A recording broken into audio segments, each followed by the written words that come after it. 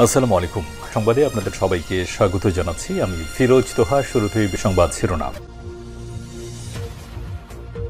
বাংলাদেশের সর্বশেষ গুরুত্বপূর্ণ আপডেট সংবাদে আপনাকে স্বাগত। শুরুতেই সংবাদ শিরোনাম, পরে বিস্তারিত।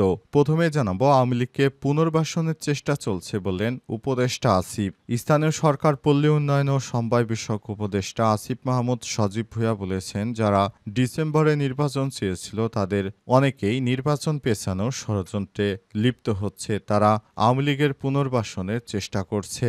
আর শেরেবাংলা কৃষি বিশ্ববিদ্যালয়ের অডিটোরিয়ামে পল্লী দারিদ্র্য বিমোচন ফাউন্ডেশন পিডিবিএফ নবনিযুক্ত কর্মকর্তা কর্মচারীদের ওরিয়েন্টেশন অনুষ্ঠানে তিনি এসব কথা বলেছেন। এরপর জানাবো, চট্টগ্রামের যশোনে জুলুসে পদদলিত হয়ে 2 জনের মৃত্যু, আহত 10। ঈদে মিলাদুন্নবী সাল্লাল্লাহু আলাইহি ওয়াসাল্লাম উপলক্ষে আয়োজিত যশোনে জুলুসে পদদলিত হয়ে চট্টগ্রামে 2 জনের মৃত্যু হয়েছে, আহত হয়েছে আরও অন্তত 10 জন। তাদের মধ্যে একজনের অবস্থা আশঙ্কাজনক। তাকে নিবিড় পরিচর্যা কেন্দ্রে রাখা হয়েছে। আজ নগরীর মুরাদপুর এলাকায় এই ঘটনা ঘটে। সেখানে বিশৃঙ্খল পরিস্থিতি বিরাজ করছে। এদিকে নুরা পাগলার দরবারে পুলিশের উপর হামলার ঘটনায় ৩৫০০ জনের বিরুদ্ধে মামলা। হামলায় আহত একজনের মৃত্যু। রাজবাড়ী গোয়ালন্দে নুরুল হক ওরফে নুরা পাগলার দরবার শরীফে হামলা ভাঙচুরের সময় পুলিশের উপর হামলা, সরকারি কাজে বাধা প্রদান ও নাশকতার ঘটনা, সরকারি সম্পত্তি ধ্বংসের অভিযোগ এনে মামলা করেছে পুলিশ। এতে অজ্ঞাত ৩ থেকে ৩,৫০০ মানুষকে আসামি করা হয়েছে। আজ গোয়ালন্দ ঘাট থানার এসআই মোহাম্মদ সেলিমুল্লাহ বাদী হয়ে মামলাটি দায়ের করেছেন। এবারে জানাবো, লাশ পুড়িয়ে দেওয়ার ঘটনা রসুলের শিক্ষা নয় বললেন রুহুল কবির রিজভী। বাজার ভাঙা লাশ পুড়িয়ে দেওয়া রসুলের শিক্ষা নয় বলে মন্তব্য করেছেন বিএনপির সিনিয়র যুগ্ম মহাসচিব অ্যাডভোকেট রুহুল কবির রিজভী। তিনি রাজধানী নয়াপল্টনে বিএনপির কেন্দ্রীয় কার্যালয়ে ঈদে মিলাদুন্নবী সাল্লাল্লাহু আলাইহি ওয়াসাল্লাম উপলক্ষে মিলাদ ও দোয়া মাহফিলে সব কথা বলেছেন। এবং সর্বশেষ জানাবো, আমরা চট্টগ্রাম বিশ্ববিদ্যালয় ও পার্শ্ববর্তী এলাকার মালিক বললেন জামাত নেতা। চট্টগ্রাম বিশ্ববিদ্যালয়ের 24 শিক্ষার্থীদের সঙ্গে স্থানীয়দের সংঘর্ষের ঘটনায় জামাত ইসলামের এক নেতা ও 24 ছাত্র শিবিরের এক নেতার মন্তব্যকে কেন্দ্র করে ক্ষুব্ধ সাধারণ শিক্ষার্থীরা। একটি ভিডিওতে ওই নেতাকে বলতে শোনা গেছে, চট্টগ্রাম বিশ্ববিদ্যালয় আমাদের পৈতৃক সম্পত্তির উপর প্রতিষ্ঠিত। আমরা চট্টগ্রাম বিশ্ববিদ্যালয় এবং পার্শ্ববর্তী এলাকার মালিক। আমরা জমিদারের উপর কেউ হস্তক্ষেপ করবে এটা আমরা মেনে নেব না। সন্ধ্যা ৭টার দিকে সংঘর্ষের ঘটনায় চট্টগ্রাম বিশ্ববিদ্যালয় পার্শ্ববর্তী জোবরা গ্রামের বাসিন্দাদের উদ্যোগে এক মতবিনিময় সভা অনুষ্ঠিত হয়। সেখানে চট্টগ্রাম ৫ হাটহাজারী আসনের জামাত ইসলামের মনোনীত প্রার্থী সিরাজুল ইসলাম এসব মন্তব্য করেছেন। তার এক মন্তব্য ঘিরে পুরো এলাকা আবার নতুন করে উত্তপ্ত হয়ে উঠেছে। প্রিয় দর্শক, এতক্ষণ শুনছিলেন সংবাদ শিরোনাম, এবারে বিস্তারিত। তবে তার আগে বন্ধুরা, অনুরোধ থাকবে এই সংবাদটিতে একটি লাইক দিন। এই চ্যানেলে আপনি নতুন হয়ে থাকলে আমাদের সংবাদটি দেখতে দেখতে চ্যানেলটি সাবস্ক্রাইব করে রাখুন। কমেন্ট করে বন্ধুরা আপনার মূল্যবান মতামত জানিয়ে দিন আপনি বিশ্বের কোন দেশ থেকে বা বাংলাদেশের কোন স্থান থেকে আমাদের সংবাদটি দেখছেন এবং শুনছেন। এবারে বিস্তারিত। আওয়ামী লীগকে পুনর্বাসনের চেষ্টা চলছে বললেন উপদেষ্টা আসিফ। স্থানীয় সরকার, পল্লী উন্নয়ন ও সমবায় বিষয়ক উপদেষ্টা আসিফ মাহমুদ সজীব ভূঁইয়া বলেছেন, যারা ডিসেম্বরে নির্বাচন চেয়েছেন তাদের অনেকেই নির্বাচন পেছানোর ষড়যন্ত্রে লিপ্ত হচ্ছে। তারা আওয়ামী লীগকে পুনর্বাসনের চেষ্টা করছে। আজ 10:30টায় শেরেবাংলা কৃষি বিশ্ববিদ্যালয় অডিটোরিয়ামে পল্লী দারিদ্র্য বিমোচন ফাউন্ডেশন পিডিবিএফ নবনিযুক্ত কর্মকর্তা কর্মচারীদের ওরিয়েন্টেশন অনুষ্ঠানে সব কথা বলেন তিনি। আসিফ মাহমুদ সজীব ভূঁইয়া বলেন, যারা নির্বাচন বানচালের ষড়যন্ত্র করছে, নির্বাচন হলে তাদের স্বার্থে আঘাত লাগবে। তিনি আরো বলেন, বাংলাদেশের প্র্যাকটিস হচ্ছে, যখন যে সরকার ক্ষমতায় থাকে তারা তাদের নিকট মানুষের নিয়োগ নিয়ে থাকে।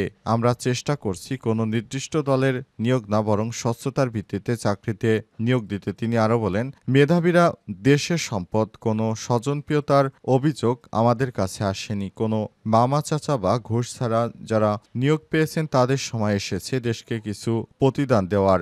জাতীয় পার্টির কার্যালয়ে হামলার বিষয়ে স্থানীয় সরকার উপদেষ্টা বলেন, এ বিষয়ে অত্যন্ত নিন্দাজনক। এই ধরনের হামলা যাতে না হয় সে ব্যাপারে সংশ্লিষ্ট কর্তৃপক্ষের দৃষ্টি আকর্ষণ করছি।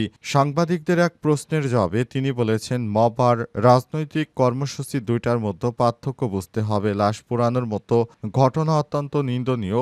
এতে কাদের দায় রয়েছে সেই বিষয়ে অবহেলার কারণ না দেখিয়ে বরং আপনারা পরিস্থিতি যে সৃষ্টি হয়েছে বিষয়টি খুব মনোযোগ সহকারে কাজ করার চেষ্টা করুন। ভবিষ্যতে যেন এরকম কর্মকাণ্ড আর না ঘটে। চট্টগ্রামে যশনে জুলুসে পদদলিত হয়ে 2 জনের মৃত্যু, আহত 10। ঈদে মিলাদুন্নবী সাল্লাল্লাহু আলাইহি ওয়াসাল্লাম উপলক্ষে আয়োজিত যশনে জুলুসে পদদলিত হয়ে চট্টগ্রামে 2 জনের মৃত্যু হয়েছে, আহত হয়েছে আরও অন্তত 10 জন। তাদের মধ্যে একজনের অবস্থা আশঙ্কাজনক, তাকে নিবিড় পরিচর্যা কেন্দ্রে রাখা হয়েছে। আজ 12টার দিকে নগরীর মুরাদপুর এলাকায় এই ঘটনা ঘটে। মারা যাওয়া 2 জন হলেন চট্টগ্রামের পটিয়া উপজেলার বাসিন্দা আয়ুব আলী ষাট ও নগরীর কালামিয়া বাজার এলাকার সাইফুল ইসলাম 14। চট্টগ্রাম মেডিকেল কলেজ হাসপাতালে নেয়ার পর তাদের মৃত ঘোষণা করেন চিকিৎসক। চট্টগ্রাম মেডিকেল কলেজ পুলিশফাঁড়ির সহকারী অফিসার ইনচার্জ সোহেল রানা জানিয়েছেন, যারা মারা গেছে তাদের আত্মার মাগফিরাত কামনা করি। আমরা কখনো ভাবতে পারিনি সেখানে এত বিপুল সংখ্যক লোকের সমাগম হবে। এত বিপুল সংখ্যক জনসমাগম হয়েছে যে সেখানে কোনো মানুষের তিল ধারণের ঠাঁই ছিল না। তাই সেখানে পদদলিত হয়ে 2 জন মারা গেছে। অবস্থায় যারা আশঙ্কাজনকভাবে আহত হয়েছে তারা যেন ভালোভাবে থাকতে পারে এবং তাদের ব্যাপারে পুলিশ সব রকমের ব্যবস্থা গ্রহণ করছে। পুলিশের পক্ষ থেকে জানানো হয়েছে, আমরা সর্বোচ্চ চেষ্টা করেছি, তবে দেখা গেছে এরপরও বিভিন্ন কারণে সব জায়গায় অনেক সময় বিশৃঙ্খল পরিস্থিতি তৈরি হয়ে যায়, কিন্তু সব ক্ষেত্রে আমাদের কিছু করার থাকে না। তাই বিষয়টি হঠাৎ করে ঘটে গেছে। যারা মারা গেছে তাদের রুহের মাগফিরাত কামনা করি। তারা ঈদে মিলাদুন্নবী উপলক্ষে এখানে এসেছিল। আশা করছি তারা আল্লাহর অশেষ রহমত পাবেন। নুরা পাগলার দরবারে পুলিশের উপর হামলায় ৩৫০০ জনের বিরুদ্ধে মামলা। হামলায় আহত একজনের মৃত্যু। রাজবাড়ী গোয়ালন্দে নুরুল হক ওরফে নুরা পাগলার দরবার শরীফে পুলিশের উপর হামলার ঘটনা ঘটেছিল কাল। উল্লেখ্য, সেখানে নুরা পাগলার যারা অনুসারী ছিলেন তাদের সঙ্গে স্থানীয় তৌহিদি জনতার সংঘর্ষের ঘটনা ঘটে। সেখানে পুলিশের সদস্যরা বাধা দিতে গেলে মূলত এই ধরনের সংঘাতের সৃষ্টি হয়। জানা গেছে এই সংঘাত সৃষ্টি হওয়ার প্রধানত কারণ হচ্ছে নুরা পাগলা তিনি তার মৃত্যুর পর তার অনুসারীদেরকে বলে গিয়েছিলেন, আমার মৃত্যুর পর লাশটাকে বিশেষভাবে দাফন করে রেখো, কবর দিও অন্তত 2 ফুট উঁচুতে। সেভাবেই তার লাশ দাফন করা হয়। তারপর সেসব এলাকায় তার বাড়ির দিকে মুখ করে তার অনুসারীরা 2 রাকাত নামাজ আদায় করতে শুরু করে। এভাবেই চলছিল। এলাকার তৌহিদি জনতা যারা ধর্মপ্রাণ মুসলিম রয়েছে তাদের বিষয়টি কোনোভাবেই তারা মেনে নিতে পারেনি। অবশেষে তারা আলটিমেটাম দেয় যেন এই নুরা পাগলার লাশটিকে সঠিকভাবে দাফন করা হয় এবং এই ধরনের ভণ্ডামি ছেড়ে দেয়। তারপরও তার অনুসারীরা সেটি না করে বরং প্রতিনিয়ত এই ধরনের কর্মকাণ্ড করে যাচ্ছিল। তাই এলাকার তৌহিদি জনতা কোনো কিছু না বুঝে ওঠার আগেই তারা তৌহিদি জনতারা মিলে সেখানে হামলা চালায় এবং নুরা পাগলা লাশ কবর থেকে উঠিয়ে তারপর সেই লাশ আগুন দিয়ে পুড়িয়ে দেয়। এই ঘটনায় পুলিশ সেখানে বাধা দিতে গেলে পুলিশের গাড়ি এবং ইওনোর গাড়িও ভাঙচুর করা হয় এবং এই আগুনে পুরো দরবার শরীফ ধ্বংস হয়ে গেছে। সেই লাশকে পুড়িয়ে দেওয়ার ফলে নতুন করে ৩৫০০ জনকে আসামি করা হয়েছে। লাশ পুড়িয়ে দেয়া রসুলের শিক্ষা নয় বললেন রুহুল কবির রিজভী।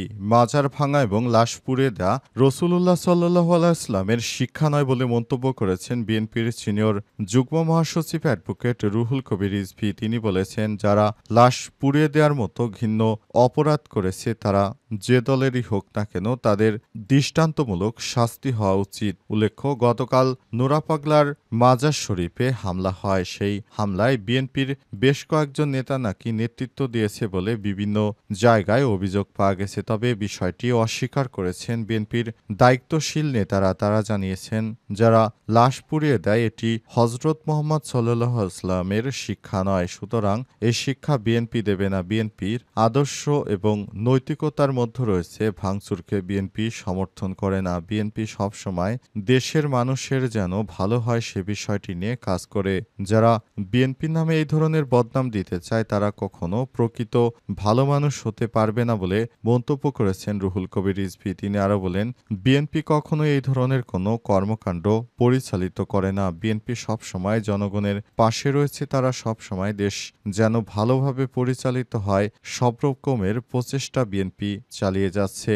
অন্তর্বর্তীকালীন সরকারের প্রধান উপদেষ্টার আইনশৃঙ্খলা রক্ষাকারী বাহিনী বিষয়টি ঠেকাতে পারেনি, এর জন্য দুঃখ প্রকাশ করেছে এবং সরকারের পক্ষ থেকে বলা হয়েছে এর জন্য যথাযথ আইনি প্রক্রিয়ায় সরকারের পক্ষ থেকে ব্যবস্থা গ্রহণ করা হবে, যাতে করে ভবিষ্যতে এই ধরনের কর্মকাণ্ড আর না ঘটে। যারা এই ধরনের নাশকতা কর্মকাণ্ড ঘটাতে চায় তারা নিজের দেশকে কখনোই ভালোবাসে না উল্লেখ করেছেন তিনি।